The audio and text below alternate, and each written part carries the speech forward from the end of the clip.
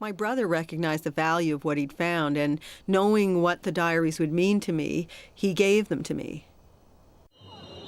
At the time that I was coming of age, in my teens and 20s, there was just an incredibly cynical, legitimate, I think, cynical sense that history was not about us. History was so dramatically skewed that real people's history, whether it was working people's history, immigrant people's history, and certainly women's history, was just not going to be recorded.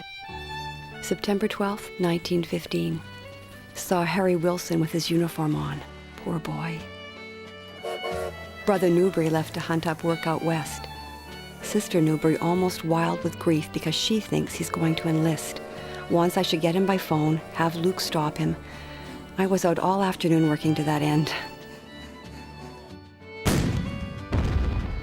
What are the odds that the papers of someone completely unconnected with me would come into my possession? And that they would come into my possession at a time when what they constitute goes to the heart of what I'm exploring as a young woman. It was all in that box, if only I could figure out how to put the pieces together. She would do these things, like she would write this thing, how her heart was breaking, and then write, cook, cook, cook.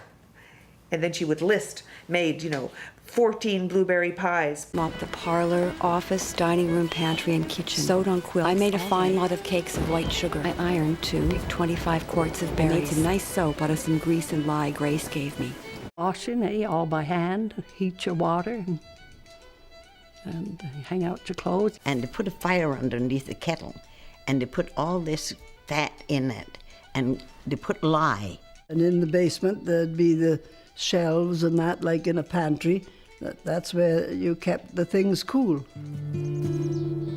Piercing cold after the awful snowstorm. Only wood for one more day.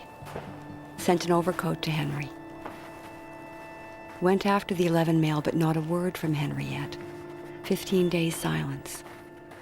Wonder why he does not write. Now you're unraveling some secrets, closets.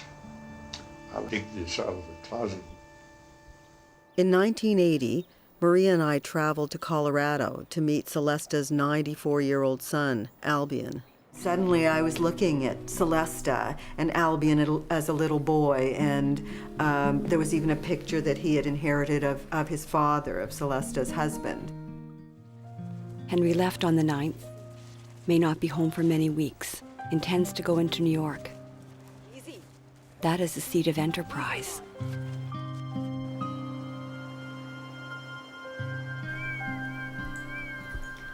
A letter from Henry. Outwardly good, but so dissatisfying to a hungry heart. Went to Hammond's and got Henry his loan, but it is hard being mother, father, paymaster, and housekeeper.